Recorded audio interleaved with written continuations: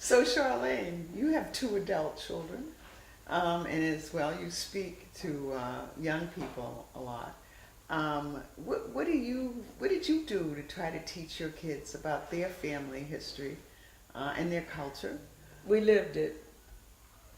Um, it was hard to escape history when I was a part of the history making moment during the civil rights movement.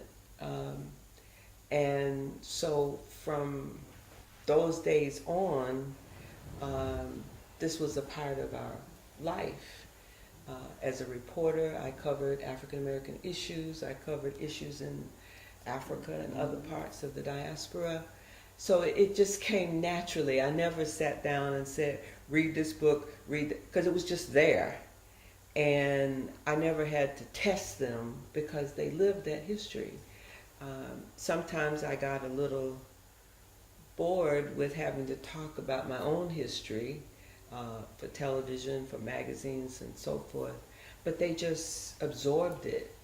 And so I never, if I came across a good book that I particularly like Zora Neale Hurston's Their Eyes Were Watching God, that was on the coffee table and anybody could read it. But it was just natural that my children understood our history.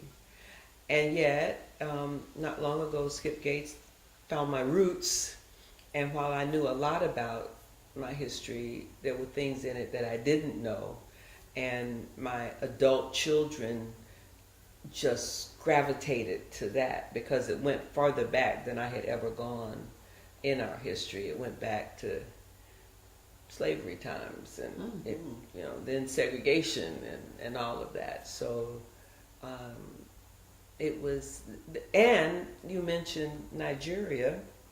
My husband was traveling in Africa when I was pregnant, and he met one of the leaders of the liberation movement of Nigeria, and came home, and we had been wrestling with what we were going to name this child, if it was a boy. Turns out it was a boy, and the name we chose was was Igbo, from Chuma Meke, which means God's gift, which he internalized immediately. It also means the Lord has done well by us. Oh, fun. So we just live this history all the time.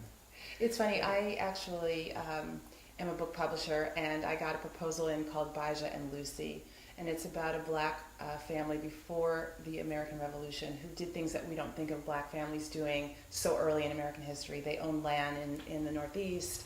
They sued when their children didn't get into schools. They sued when people tried to take their land. And so my husband and I were also grappling with what to call, I was pregnant if it were a boy, and we couldn't agree. And then I said, what about Abijah, which is the name of this true story, this guy, and he said, I love it. So we decided to drop the A, and we just called him Bijah, but it means the Lord is my father. Oh, so it's a that's very nice. interesting thing as well. Yes. I think the one thing I would add is that it became important to me, not just for my own children, but for others' children, to record some of my history. And so I've written books that, well, at least two, that incorporate the history of the civil rights movement.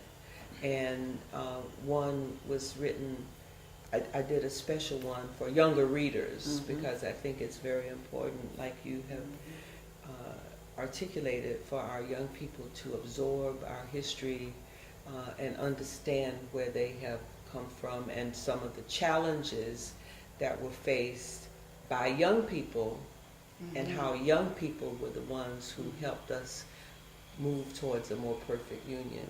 So my book, To the Mountaintop, My Journey Through the Civil Rights Movement, talks a little about my own experience, but then it talks about the students who sat down at the counter in Greenville, North Carolina, from Fisk. It talked about all of the young people who were part of changing the South. And so my hope is that when they read, especially the younger people, read those histories, they can appreciate that they have a role to play in helping to move this country even further towards a more perfect union.